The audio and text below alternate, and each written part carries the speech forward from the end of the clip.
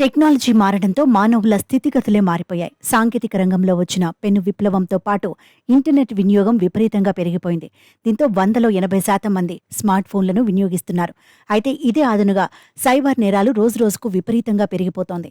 ముఖ్యంగా బెట్టింగ్ యాప్స్తో అనేక మంది యువకుల జీవితాలు నాశనమైపోతున్నాయి. తమకు తెలియకుండానే గేమింగ్స్ అంటూ ఈ బెట్టింగ్ మాయలో చిక్కుకుంటున్నారు. చాలా మంది యథేచ్ఛగా సోషల్ మీడియాలో వీటిని ప్రమోట్ చేస్తున్నారు. దీంతో వాటిని నమ్మి చాలా మంది డబ్బులు పోగొట్టుకుని అప్పుల పాలవుతున్నారు. మరి ఇలాంటి డేంజర్ యాప్స్ ని నియంత్రించలేమా?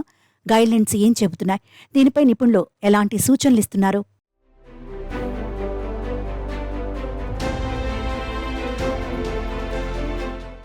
సోషల్ మీడియా ఇన్ఫ్లుయెన్సర్ల తలెత్తినటువంటి వివాదం నేపథ్యంలో ఆన్లైన్ బెట్టింగ్ యాప్స్పై 2 తెలుగు రాష్ట్రాల్లో కూడా మరొకసారి విస్తృతంగా చర్చ జరుగుతోంది.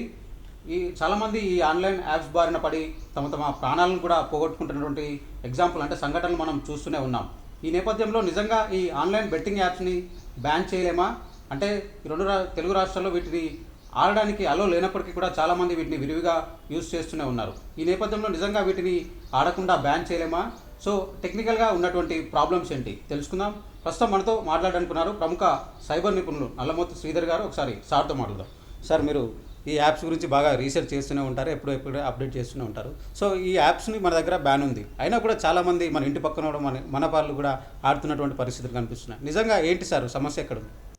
ముఖ్యంగా బెట్టింగ్ అప్లికేషన్స్, గ్యాంబ్లింగ్ అప్లికేషన్స్ ఖచ్చితంగా భారతదేశంలో కొన్ని గోవా లాంటి 1-2 రాష్ట్రాల్లో తప్పించి వాస్తవంగా అక్కడ కూడా గ్యాంబ్లింగ్ అనుమతి ఉంది తప్పించి బెట్టింగ్ అనే దానికి అనుమతి లేదు.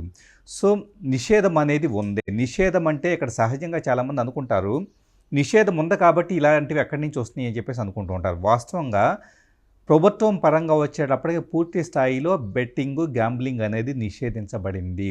సో దీనికి సంబంధించి బెట్టింగ్కి పాల్పడుతున్నారని చెప్పేసి తెలిసిన సమాచారం వచ్చినా, అలాగే గ్యాంబ్లింగ్ పాల్పడుతున్నారని ఉన్నా కూడా ఆటోమేటిక్గా దాని మీద రైడ్స్ జరగటం కావచ్చు, ఆ ముఠాలను పట్టుకోవడం కావచ్చు జరుగుతూ ఉంటుంది. సో ఇక్కడ వాస్తవంగా ఇన్ని రకాల కట్టుదిట్టమైన ఏర్పాట్లు ఉన్నప్పటికీ కూడా ఆన్లైన్లో కొన్ని రకాల థర్డ్ పార్టీ అప్లికేషన్స్ వాటి యొక్క సోర్స్ వచ్చేటప్పుడు, సర్వర్స్ వచ్చేటప్పుడు ఇండియాలో ఉండవు. సో యూఎస్లోనే ఎక్కడో సర్వర్ ఉంటుంది. అప్లికేషను డెవలపర్స్ వచ్చేటప్పుడు వేరే దేశాలకు సంబంధించిన వాళ్ళు ఉంటారు. సో వీళ్ళు ఇక్కడ లోకల్ సెంటిమెంట్గా తగ్గట్లుగా ఇక్కడ జరిగే రకరకాల పరిణామాలకు సంబంధించిన బెట్టింగ్స్ కావచ్చు, లేదా ఓవరాల్గా వచ్చేటప్పటికి బెట్టింగ్కి ఇష్టం ఉండే వాళ్ళని మీరు ఎంత పెట్టుబడి పెడితే ఎంత డబ్బులు వస్తాయి, ఎంత రిటర్న్స్ వస్తాయి అని హై రిటర్న్స్ ఆశ చూపించి బెట్టింగ్కి, గాంబ్లింగ్కి ప్రేరేపించే విధంగా వీళ్ళు అప్లికేషన్స్ని డెవలప్ చేయటము.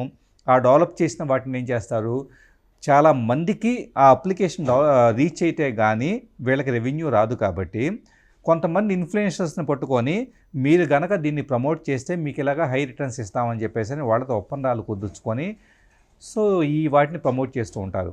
సహజంగా నాబోటి వాళ్ళకు కూడా ఇప్పుడు నేను ఐటీ ఇండస్ట్రీలో ఆల్మోస్ట్ 25 years నుంచి ఉన్నాను. So most of the times కొన్ని సంస్థలో ఇలా మెయిల్స్ పెడుతూ ఉంటాయి, ఏమని మరి ఫలానా అప్లికేషన్ డెవలప్ చేస్తున్నాము, దీన్ని కనుక మీరు ప్రమోట్ చేస్తే మీకు ఎంత అమౌంట్ ఇస్తాము అని చెప్పేసి వీ కెన్ నెగోషియేట్ అని చెప్పేసి ఈ విధంగా మెయిల్స్ వస్తూ ఉంటాయి. సో నాబోటి వాళ్ళు సామాజిక బాధ్యత కొద్దీ ఇవంతా కూడా సమాజాన్ని ఇబ్బంది పెడుతూ ఉంటాయి. మనం తెలిసిన వ్యక్తిగా సమాజాన్ని విచ్ఛిన్నం చేయకూడదు, యువశక్తిని మనం డిస్టర్బ్ చేయకూడదు అన్న ఉద్దేశంతో కేవలం మంచి ఉద్దేశంతో తయారు చేయబడిన అప్లికేషన్స్ మాత్రమే, ఏవైతే కనుక ప్రొడక్టివిటీ పెంచేవి కావచ్చు, లేకపోతే కనుక డేటా రికవరీ కావచ్చు, ఇలాంటి కొన్ని అప్లికేషన్స్ మాత్రమే సపోర్ట్ చేస్తూ ఉంటాం. ఏది యూట్యూబ్ ద్వారా కావచ్చు, రకరకాల మీడియాస్ ద్వారా. కానీ ఇక్కడ దురదృష్టవశాత్తు మన తెలుగు జనాలు, ఆంధ్ర తెలంగాణకు సంబంధించిన చాలామంది యువత రకరకాల పీపుల్ యొక్క బలహీనతలు ఆసరాగా చేసుకొని బెట్టింగ్ కావచ్చు, లేకపోతే ఇంకా రకరకాల మీకు ఈ కోడ్ ఉంటే కనుక డిస్కౌంట్ కోడ్లు ఉండని చెప్పేసి ఇలా రకరకాల వీటన్నిటిలో యూట్యూబ్ ఛానల్స్ ఓపెన్ చేసి సో ఎలాంటి వీడియోస్ని అప్లోడ్ చేసేసి మీరు ఈ యాప్లో సైన్ అప్ అయితే బెట్టింగ్కి ఇచ్చేస్తే కనుక ఆటోమేటిక్గా మీకు హెవీ రిటర్న్స్ వస్తాయని చెప్పేసి వీళ్ళని టెంప్ట్ చేయడం జరుగుతుంది. దురదృష్టవశాత్తు చాలామంది యువతకు కూడా యూట్యూబ్లో ఒక వీడియో కనపడి దానికి చాలా లైక్స్, కామెంట్స్ ఉంటే, వ్యూస్ ఎక్కువగా ఉంటే అదేదో ప్రామాణికం అయిపోయింది, ఇక దానికి పాపులరో దాన్ని నమ్మొచ్చు అని చెప్పేసి భ్రమలో బతికేసి అలాంటి వాటిలో ఉండే లింక్స్ని క్లిక్ చేసి ఇన్స్టాల్ చేసుకోవడం, ఆ బెట్టింగ్లో కొంత అమౌంట్ పెట్టేసేయటం, ఆ అమౌంట్ వెనక్కి రాక ఇబ్బంది పడటం, ఇంకా భారీ మొత్తంలో మళ్ళీ రకరకాల యాప్స్లో పెట్టుకొని ఒక దగ్గర పోయిన నష్టాన్ని ఇంకో దగ్గర పూడ్చుకుందామని చెప్పేసి నెంబర్ ఆఫ్ అప్లికేషన్స్ ఇన్స్టాల్ చేసుకొని వాటన్నిటిలో కూడా నష్టపోయిన తర్వాత సింపుల్గా వీళ్ళు తెచ్చిన డబ్బులు అనేది అయిపోయిన తర్వాత అప్పులు తీసుకొచ్చిన తర్వాత తిరిగి కట్టాల్సి వచ్చినప్పుడు సూసైడ్ దాకా వెళ్ళిన సందర్భాలు మనం చూస్తూ ఉన్నాం. అవును సార్. అంటే ఇప్పుడు కొన్నిటికి గవర్నమెంట్ కూడా కొన్నిటికి పర్మిషన్ ఇచ్చింది యాప్స్కు. సో కొన్నేమో ఇల్లీగల్గా చాలామంది ఆడుతున్నారు. సో వాటిని గుర్తించేటువంటి టూల్ కానీ మనకు తెలిసే విధంగా కానీ ఏమైనా ఉందా sir mechanism? Actually betting applications అనే వాటికి వాస్తవంగా ప్రభుత్వం అనేది దేశవ్యాప్తంగా ఎప్పుడు కూడా పర్మిషన్ ఇవ్వలేదు. ఫస్ట్ ఆఫ్ ఆల్ చాలామంది అనుకుంటారు గూగుల్ ప్లే స్టోర్లో కానీ యాపిల్లో యాప్ స్టోర్లో కానీ ఒక అప్లికేషన్ లభిస్తే కనుక అది లెజిమేట్ అనుకుంటారు. వాస్తవంగా గూగుల్ ప్లే స్టోర్లోనూ యాపిల్ యాప్ స్టోర్లో అంటే యాపిల్ ఐఫోన్స్కి కనపడే అప్లికేషన్స్ అన్నీ కూడా ఇవి ఖచ్చితంగా కూడా గవర్నమెంట్ పాలసీస్కి అనుగుణంగా ఉండే అప్లికేషన్స్ మాత్రమే. వాటిలో ఎలాంటి బెట్టింగ్ కానీ గ్యాంబ్లింగ్ నేచర్ లేకుండా ఒక బేసిక్ గేమ్ టైప్ ఆఫ్ నేచర్తో ఉంటాయి. సో గేమ్ వేరు, గేమ్లో కొంత అమౌంట్ మనం పే చేసేసి లెవెల్స్ మారిపోవటం అనేది వేరు. అది ఇట్స్ ద ఫెయిర్ గేమ్. ఎందుకంటే కనుక ఒక లెవెల్ దాటాలంటే పెయిడ్ వెర్షన్ కొనుక్కోవాలి, లేకపోతే ఇలాగా సంథింగ్ ఉంటుంది. సో వాటిని మనం బెట్టింగ్ గ్యాంబ్లింగ్ కోవలోకి తీసుకురావడానికి అవకాశం లేదు. సో గవర్నమెంట్ ఎప్పుడూ కూడా కొన్ని అప్లికేషన్స్కి పర్మిషన్ ఇవ్వడం జరగలేదు, ఏది బెట్టింగ్ వాటికి కానీ గ్యాంబ్లింగ్ వాటికి కానీ. కేవలం అందుకని ప్లే స్టోర్లో లభించవు కాబట్టి, యాపిల్ యాప్ స్టోర్లో లభించవు కాబట్టి ఈ అప్లికేషన్ తయారీదారులు తమ అప్లికేషన్స్ అందరి నోటీస్కి వెళ్ళడం కోసం అని చెప్పేసి ఇంకా ఎక్కడ పెడితే కనుక ఆటోమేటిక్గా అందరి నోటీస్కి వెళ్తుందంటే కనుక ఇన్ఫ్లుయెన్సర్స్ని పట్టుకోవడం, వాళ్ళకి డబ్బులు ఆశ చూపించడం, మీరు దీన్ని ప్రమోట్ చేస్తే కనుక మీకు ఎంత డబ్బులు ఇస్తామని చెప్పేసి చెప్పడం. సో అందువలన ఎక్కువ మంది ఇదవుతున్నారు. కానీ అఫీషియల్గా వచ్చేటప్పటికి ఎక్కడ ఈ అప్లికేషన్స్ ఉండవు. అట్ ద సేమ్ టైం ఇంకొక విషయం, చాలా అప్లికేషన్స్ని వాటి మీద కంప్లైంట్ వచ్చినప్పుడు పోలీస్ డిపార్ట్మెంటు ఇన్వెస్టిగేషన్ ప్రాసెస్లో అప్లికేషన్స్ని క్లోజ్ చేయించడం, సర్వర్స్ని ఇచ్చేయించడం, ఇండియాలో యాక్సెస్ కాకుండా చేయించడం కూడా జరుగుతుంది. ఇక్కడ మెయిన్ ప్రాబ్లం ఏంటంటే శ్రవణ్ గారు, ఇక్కడ ఏ పర్టిక్యులర్ అప్లికేషన్ అయినా సో దాని మీద నేను నష్టపోయాను, డబ్బులు పెట్టాను, నష్టపోయానని ఎవరైనా కానీ అధికారికంగా పోలీస్ స్టేషన్కి వచ్చి కేసు ఫైల్ చేస్తే అప్పుడు పోలీస్ డిపార్ట్మెంట్ యాక్షన్ తీసుకుంటుంది.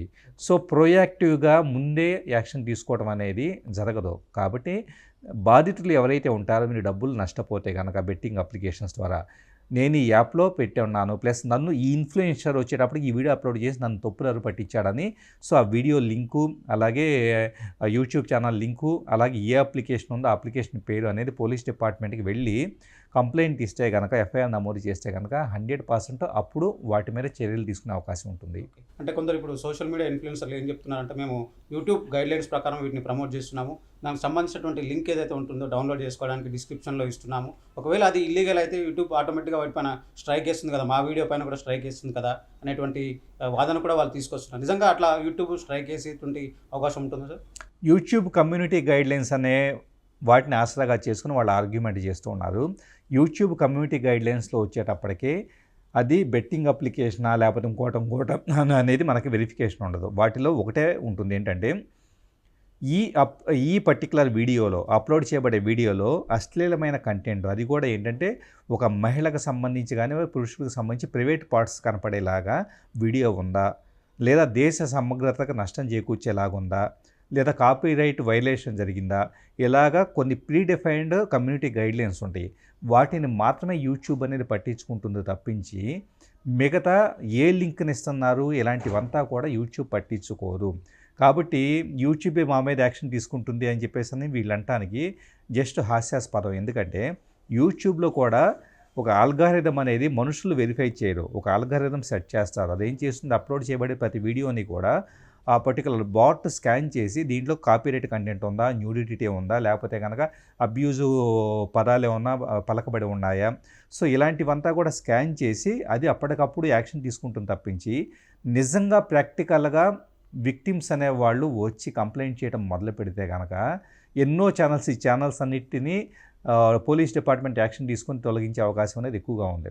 కాబట్టి యూట్యూబ్ ఏదో పర్మిషన్ ఇచ్చింది మేము అప్లోడ్ చేస్తామని చెప్పేసి అంటాం అనేది పెద్ద కామెడీగా మనం కన్సిడర్ చేయవచ్చు. ఓకే, అంటే ఇన్స్టాగ్రామ్లో చూసుకున్న వాళ్ళ స్టోరీస్ కింద డిస్క్రిప్షన్లో లింకులు పెడుతూ ఉంటారు సార్. సో అలాంటి లింకుల్ని ఆటోమేటిక్గా గుర్తించేటువంటి మెకానిజం ఏమైనా డెవలప్ అయి ఉందా సార్? అంటే ఇది ఆన్లైన్ గేము, ఇది ఇల్లీగల్ అనేది విషయాలు తెలుసుకోవడం. సో ఇక్కడ చాలామంది అనుకోవాల్సింది ఏంటంటే ఇన్స్టాగ్రామ్ కానీ, యూట్యూబ్ కానీ, ఫేస్బుక్ కానీ వీటన్నిటికీ కూడా సామాజిక బాధ్యత ఉండదు.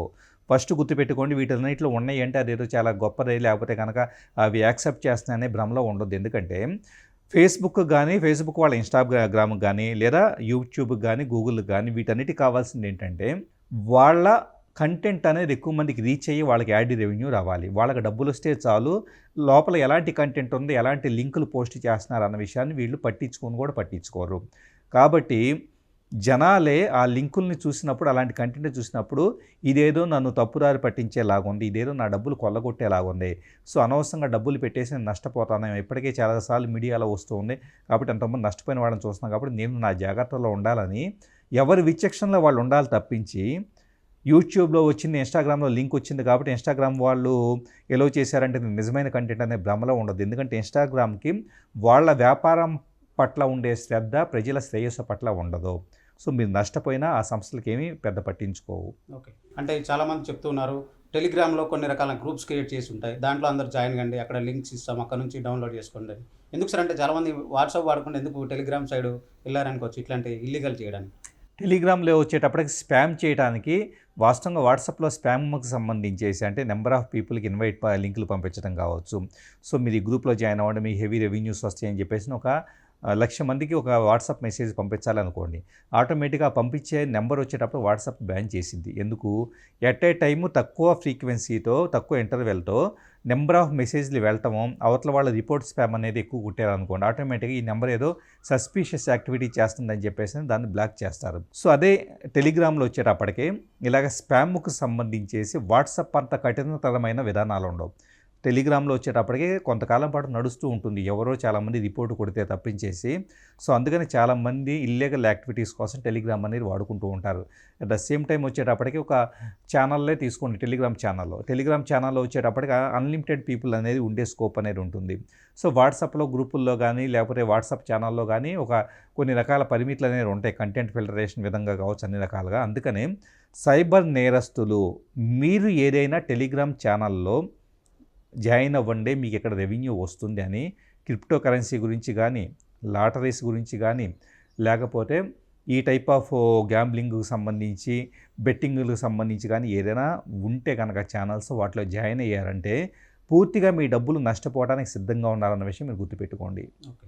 అంటే ఇప్పుడు ఇన్ఫ్లుయెన్సర్లు చెప్తున్నారు ఇంకొక మాట ఏంటంటే, మేము ప్రమోట్ చేయకపోతే వేరే వాళ్ళు చేస్తారు, లేదంటే యాడ్స్ రూపంలో అయినా సరే ఏదైనా వీడియో చూసినప్పుడు యాడ్స్ వచ్చినప్పుడన్నా దానివల్ల మీరు ఇన్ఫ్లుయెన్స్ అయ్యేటువంటి అవకాశం ఉంటుంది అంటే. సో నిజంగా ఈ యాడ్స్ని బ్లాక్ చేయొచ్చా సార్? ఎందుకంటే మన దగ్గర ఆలో లేదు కాబట్టి. గ్యాంబ్లింగ్కి సంబంధించిన యాడ్స్ బై డిఫాల్ట్ వచ్చేటప్పటికి బ్యాన్ చేయబడే ఉంటాయి. ఎందుకంటే గూగుల్ యాడ్సెన్స్ సెట్టింగ్స్లోకి వెళ్ళిపోతే కంటెంట్ క్రియేటర్స్ అందరికీ తెలిసిందే, యాడ్సెన్స్ సెట్టింగ్స్లో గ్యాంబ్లింగ్కి సంబంధించిన యాడ్లు వచ్చేటప్పటికి బై డిఫాల్ట్ కంట్రీ స్పెసిఫిక్గా ఇది అయిపోతూ ఉంటాయి. ఒక్కోసారి ఏమవుతుందంటే ఇప్పుడు ఐపీ అడ్రస్ ఫిల్టరింగ్ వీటన్నిటి పరంగా అంటే యూజర్ ఏఐపీ నుంచి వచ్చాడు అన్నదే విపిఎన్ వాడు వచ్చాడు అనుకోండి, విపిఎన్ వాడు వస్తే అతను ఇండియాలో సంబంధించి కాబట్టి యూఎస్లో ఉన్నట్లు ఉంటుంది, అప్పుడు గ్యాంబ్లింగ్ యాడ్ వచ్చే స్కోప్ అనేది ఉంటుంది. సో యాడ్ను కట్టుదిట్టం చేయడం మీద మనం దృష్టి పెట్టడం కన్నా, ఎందుకంటే 80 to 90% ఆఫ్ ద యాడ్స్ మనం చూస్తే యూట్యూబ్ వీడియోలు చూసేటప్పుడు కేవలం జెన్యూన్ యాడ్స్ మాత్రమే ప్రోడక్ట్లకు సంబంధించిన కానీ సర్వీసెస్కి సంబంధించినవి కానీ వస్తూ ఉంటాయి. సో గ్యాంబ్లింగ్ అనేది అసలు most of the times Rao. So ఇక్కడ వీళ్ళు ఎవరైతే ఇన్ఫ్లుయెన్స్ చెబుతూ ఉన్నారో మేము చేయకపోతే మిగతా వాళ్ళు చేస్తారు కదా అంటున్నారు, చూసారా? బాధ్యత రాహిత్యం, చేతకాంతనం, ఎస్కేపిజం. ఎందుకంటే ఈ దేశంలో ఉన్న యువత యొక్క పని గంటలను, మ్యాన్ అవర్స్ని మీరు కన్జ్యూమ్ చేసుకొని వాళ్ళ క్వాలిటీ టైంని మీ వీడియోలు చూసేలాగా మీ వైపు తిప్పుకొని వాళ్ళ భవిష్యత్తు మొత్తాన్ని నాశనం చేసి వాళ్ళు ఆర్థికంగా నష్టపోయేలాగా చేసి యువత పతనమయ్యేలాగా చేసి మీరేదో నాకు డబ్బులు వస్తున్నాయి నేను చేయకపోతే ఇంకొకళ్ళు చేస్తారు కదా అనుకుంటున్నారు, చూసారా? ఇది 100% ఇలాంటి యువత కాదు దేశానికి ఉండాల్సింది, మీలాంటి వాళ్ళ వలన నిజంగా చెప్పాలంటే సమాజాన్ని మేల్కొల్పండి. మీకు ఎనర్జీ ఉంటే సమాజాన్ని మేల్కొల్పండి, ఒక సమాజానికి ఉపయోగపడే కంటెంట్ చేయండి. ఎదుటి వ్యక్తిని వ్యసనంలోకి దించి ఆ వ్యసనం ద్వారా నువ్వు డబ్బు సంపాదించుకోవాలనుకుంటే కనుక ఓళ్ళల్లో పేకాట రాయుళ్ళకి, ఓళ్ళల్లో పేకాటకే లేదా లాటరీలు గ్యాంబ్లింగ్లు చేసే వాళ్ళకి మీకు ఎలాంటి తేడా లేదని చెప్పేసి అర్థం చేసుకోవాల్సి ఉంటుంది. సో ఒక రెస్పాన్సిబుల్ పీపుల్గా ఇన్ఫ్లుయెన్స్ ఉండాలి తప్పి, ఇన్ఫ్లుయెన్సర్ అనే వ్యక్తి ఎక్కడి నుంచి పుట్టుకొస్తున్నాడంటే మిమ్మల్ని చూసి చాలామంది ప్రభావితం అవుతున్నారు. సో మిమ్మల్ని లక్షలాది మంది సబ్స్క్రైబ్ చేసి ఉన్నారంటే కనుక ఆటోమేటిక్ అర్థం ఏంటి, మీ మీద ఎక్కువ బాధ్యత ఉందని అర్థం. సో అంత ఎక్కువ బాధ్యత ఉన్నప్పుడు ఖచ్చితంగా ఈ లక్షలాది మంది ప్రయోజనాలు కాపాడేలాగా మీ యొక్క ప్రవర్తన ఉండాలి తప్పించి వాళ్ళు ఆర్థికంగా నష్టపోయేలాగా, వాళ్ళు ఆర్థికంగా పూర్తిగా ఈ లాటరీలు, గ్యాంబ్లింగ్లు వీటన్నిటిలో కూడా వెళ్ళేలాగా ఉంటే కనుక, బెట్టింగుల్లో వీటిలో ఉండేలాగుంటే ఆటోమేటిక్ ఏం చేస్తున్నారు, మీరు మిమ్మల్ని నమ్ముకున్న వాళ్ళు నట్టేట ముంచున్నట్లుగా అర్థం చేసుకోవాల్సి ఉంటుంది. సార్ మీరు ఒక టెక్నికల్ పర్సన్ లాగానే కాకుండా కొంత బాగా టెక్నిక్ను వాడేటువంటి వాళ్ళ ఒక మానసిక విశ్లేషణ కూడా మీరు కొంత విశ్లేషించిన వారిలాగా చెప్పండి. సార్ చాలామంది ఆన్‌లైన్ అనేది ఈజీగా అయిపోయింది. యాక్సెస్ ఈజీగా అయిపోయింది. సో ఈ ఆన్‌లైన్ ఇలాంటివి వాడేటప్పుడు మనం మెంటల్‌గా ఎంత స్ట్రాంగ్‌గా ఉండాలి సార్? అంటే తొందరగా వాటికి అట్రాక్ట్ కావడం కానివ్వండి, ఇలాంటి గురి కాకుండా ఎంత మెంటల్‌గా స్ట్రాంగ్‌గా ఉండాలి? ముఖ్యంగా చాలామంది యువత గుర్తుపెట్టుకోవాల్సింది, రాత్రికి రాత్రి ఎవరో కోటేశ్వరులు అయిపోలేరు. ఎందుకంటే బెట్టింగ్ అప్లికేషన్స్‌కి వెళ్ళారంటే బెట్టింగ్ అనేదేంటి, నువ్వు కొంత పెట్టుబడి పెడితే గనక దాంట్లో నువ్వు విన్ అయితే నెక్స్ట్ వచ్చేటప్పుడు దానికి 4 రెట్లో, 10 రెట్లో సంథింగ్ మీకు వెనక డబ్బులొస్తాయని చెప్పేసి నా ఆశ. సో దీంట్లో నీ స్కిల్ ఏముంది? నీ టాలెంట్ ఏముంది? అసలు నీకేమొచ్చు అని చెప్పేసని నువ్వు డబ్బు సంపాదిస్తున్నావు. నువ్వు నిజంగా ఒకవేళ ఒక సందర్భంలో డబ్బు వెనక్కొచ్చింది అనుకుందాం. సో ఆ డబ్బుని ఎంజాయ్ చేసే, ఖర్చు పెట్టే లేదా నీకోసం నీకు ఉపయోగించుకునే మానసికమైన అర్హత కూడా నీకు లేదన్న విషయం గుర్తుపెట్టుకోవాలి యువత. ఎందుకంటే చాలామంది ఉదయం నుంచి సాయంత్రం దాకా, ఉదయం 8కో 9కో ఆఫీస్‌కి బయలుదేరితే సాయంత్రం దాకా 5, 6 దాకా గొడ్డు చాకిరీ చేసే ఆఫీసుల్లో సో డబ్బు సంపాదించుకొని కుటుంబాన్ని పోషిస్తూ బాధ్యతగా మా జీవితాన్ని మేము నెట్టుకొస్తామని చెప్పేసి గర్వంగా తలెత్తుకొని చెప్పే అంత సొసైటీ మనం చూస్తూ ఉన్నాం. తెల్లారి లేస్తే మీరు బయటికెళ్ళి చూడండి, ఎంతమంది ఆఫీసులకి వెళ్తా కష్టపడేసి వర్క్ చేస్తూ ఉన్నారో వాళ్ళని చూసి మీ జీవితాన్ని ఎలాగ బతకాలి, ఎలా హార్డ్ వర్క్ చేయాలని చెప్పేసి నేర్చుకోవాలి తప్పించేసి జస్ట్ ఇలాగ ఏదో యాప్ దొరికింది ఈజీగా డబ్బు సంపాదించవచ్చు అని చెప్పేసి ఇలాంటివి పనికిమాలిన వాళ్ళు పెట్టే యూట్యూబ్ వీడియోలు చూసి వాటిలో ఇన్స్పైర్ అయిపోయేసేసి మీరు డబ్బులు పెట్టేసేస్తే కనుక మిమ్మల్ని కన్నా తల్లిదండ్రులు వచ్చేటప్పటికే వాళ్ళు నిజంగా చెప్పాలంటే శ్రవణ్ గారు కొన్ని పల్లెటూళ్ళలో చూస్తున్నాను, పొలానికి వెళ్ళి కాళ్ళు పుళ్ళు పడేలాగా పొలం పని చేసే తల్లిదండ్రులు పిల్లలు బాగా చదువుకొని ఏదో సంథింగ్ ప్రయోజకులు అవుతారని చెప్పేసి వీళ్ళకి ఏదో పాకెట్ మనీ ఇస్తుంటే కనుక పని పాటలాగా ఇలా కూర్చొని యూట్యూబ్ వీడియోలు చూసుకుంటా గ్యాంబ్లింగ్ బెట్టింగ్లో పార్టిసిపేట్ చేస్తా పూర్తిగా తల్లిదండ్రులని మానసిక క్షోభకు గురి చేస్తున్న వాళ్ళు ఎంతోమంది ఉన్నారు. దయచేసి అర్థం చేసుకోండి, మీరు ఇలా బతికితే కనుక రేపు మీకు సమాజం ఎలాంటి విలువ ఇవ్వదు. కష్టపడండి. Something you have to learn new talents. Communication skills కావచ్చు, లాంగ్వేజ్ స్కిల్స్ కావచ్చు, సబ్జెక్ట్ నాలెడ్జ్ కావచ్చు, అలాగే అవకాశాలు ఎక్కడ ఉన్నాయి, మొత్తం ఇండస్ట్రీ ట్రెండ్స్ ఎలా ఉన్నాయి, సో ఏ రంగంలోకి వెళ్తే నాకు అవకాశం ఉంటుందన్న దీని పరంగా కావచ్చు, మనుషులతో చొరవగా చొచ్చుకుపోయే తత్వం కావచ్చు, ఇలాంటివన్నీ నేర్చుకున్న వాళ్ళు మాత్రమే ఏ రంగంలో అయినా పైకి వస్తారు తప్పించేసి ఇలా ఇంట్లో కూర్చొని జస్ట్ బెట్టింగ్లకి వీటికి ఇచ్చేస్తే మాత్రం మీకు భవిష్యత్తే ఉండదు అన్న విషయం గుర్తుపెట్టుకోండి. ఓకే సార్, ఎంత అవగాహన కల్పించినప్పటికీ కూడా చాలామంది మనం ఇలాంటి వీడియోలు చూసినప్పుడు కూడా మారకపోగా మళ్ళీ దాంట్లోకి ఇంట్రెస్ట్గా వెళ్ళి ఆడడం లాంటివి చేస్తున్నారు. సో చాలామంది తమకు సంబంధించిన బ్యాంక్ అకౌంట్లు దాంట్లో యాడ్ చేసుకున్న తర్వాత ఆటోమేటిక్గా డబ్బులు కోల్పోవడానికి కూడా చూస్తూ ఉన్నాం. సో అలాంటప్పుడు ఒకవేళ తప్పదు ఆడదామని చాలామంది భావించినప్పుడు సో ఎలాంటి జాగ్రత్తలు తీసుకోవాలి సార్? ఆటోమేటిక్గా డబ్బులు కట్ కాకుండా సో ఎలాంటి జాగ్రత్తలు తీసుకోవాలి? వాస్తవంగా బెట్టింగ్ అప్లికేషన్లో ఆటో డెబిట్ అయిపోవటం ఇలాంటివంతా ఫీచర్స్ బై డిఫాల్ట్ ఉంటాయి. వీటిలో మనం ఎలాంటి జాగ్రత్త తీసుకొని డబ్బులను అడ్డుకట్ట వేయడం అనేది సాధ్యపడదు. ఎందుకంటే ఆ పర్టికులర్ ఆల్గారిథం అలా ఉంటుంది. మీ దగ్గర నుంచి ఎలాగైనా డబ్బులు అనేది కట్ అయ్యేలాగా చేసే విధంగా ఉంటుంది కాబట్టి సో మీరు డబ్బులు పోతాయన్న స్పృహ కలిగి ఉండేసి వాటిలో పార్టిసిపేట్ చేయకుండా ఉండాలని చెప్పేసి మానసికమైన నియంత్రణ మీ మీద మీరు కలిగి ఉండాలి తప్పించేసి సరే నాకు ఒక బెట్టింగ్ యాప్లోకి నేను ఎట్టగొట్ల వెళ్ళాను, నన్ను నేను ఎలా రక్షించుకోవాలని చెప్పేసి అనుకుంటే కనుక మళ్ళీ దీన్ని కూడా మోసపూరితంగా ఉపయోగించుకుంటే ట్యూటోరియల్స్ ఇంటర్నెట్లో చాలా ఉంటూ ఉంటాయి. సో మళ్ళీ మీరు బెట్టింగ్ యాప్లు ఎలా సంపాదించవచ్చు లేదా మీ డబ్బులు కట్ అవ్వకుండా ఎలా చేసుకోవచ్చు అని చెప్పేసి అని గైడెన్స్లు ఇచ్చేసి మళ్ళీ అక్కడ కూడా నష్టపరిచే ఉంటాయి. సో 100% మీరు ఇలాంటి వాటి వల్ల నష్టపోతారు, పూర్తిగా జీవితం నాశనం అవుతుంది అన్న విషయాన్ని గుర్తుపెట్టుకొని ఒళ్ళు దగ్గర పెట్టుకొని మీ పని మీరు మంచిగా సబ్జెక్ట్ నాలెడ్జ్ ఇంప్రూవ్ చేసుకుంటూ మంచి అవకాశాలు, ఎందుకంటే ఇండస్ట్రీలో వచ్చేటప్పటికే ఈరోజు కష్టపడేవాడికి మంచి మంచి అవకాశాలు ఉన్నాయి. మార్కెట్లోకి వెళ్ళేసి ఇంటర్వ్యూస్కి అటెండ్ అయ్యేసి మంచి జాబ్ సంపాదించుకోండి. అప్పుడు ఈ పనికి మన చెత్త అంతా కూడా మీ మైండ్లో కూడా రాదు. సో ఇప్పుడు ఇలాంటి ఇల్లీగల్ యాప్స్ ఆటోమేటిక్గా డిటెక్ట్ చేసి సో వాటిని బ్లాక్ చేసేటువంటి ఎలాంటి మెకానిజం డెవలప్ అయితే బాగుంటుందంట? వాస్తవంగా ఇండియాలో వచ్చేటప్పటికి ఈ టైప్ ఆఫ్ కంటెంట్ ఎవరు రిపోర్ట్ చేసిన ఉదాహరణ cybercrime.gov.in అని ఒక వెబ్సైట్ ఉంది. Central government cyber crimes report చేయడం కోసం తీసుకొచ్చింది. సో అలాంటి వెబ్సైట్లో ఎవరైనా కానీ సామాన్యుడు వెళ్ళి ఈ యాప్ ద్వారా లేదా ఈ వీడియో ద్వారా నేను నష్టపోయాను, సో ఈ వీడియో మిస్లీడింగ్గా ఉందని చెప్పేసి అంటే ఆ పర్టికులర్ యూట్యూబ్ ఛానల్ మొత్తాన్ని ఎత్తిపారేసేలాగా దాని మీద ఆటోమేటిక్గా యూట్యూబ్ కానీ లేదా ఇన్స్టాగ్రామ్ కానీ వీళ్ళకే రిపోర్ట్ మెకానిజం అనేది ఆటోమేటిక్గా జనరేట్ అయిపోవాలి, ఎవరు మాన్యువల్ ఇంటర్వెన్షన్ లేకుండా. ఆ టైప్ ఆఫ్ మెకానిజం వస్తే కనుక ఖచ్చితంగా ప్రతి ఒక్కళ్ళు కంటెంట్ క్రియేట్ చేసేటప్పుడు కూడా ఇది తప్పు, మనం చేస్తున్న తప్పు, మనమే నష్టపోతాం, మన ఛానల్లో ఎత్తి ఇవ్వబడుతుందని చెప్పేసి అని భయంతో కంటెంట్ క్రియేట్ చేస్తారు.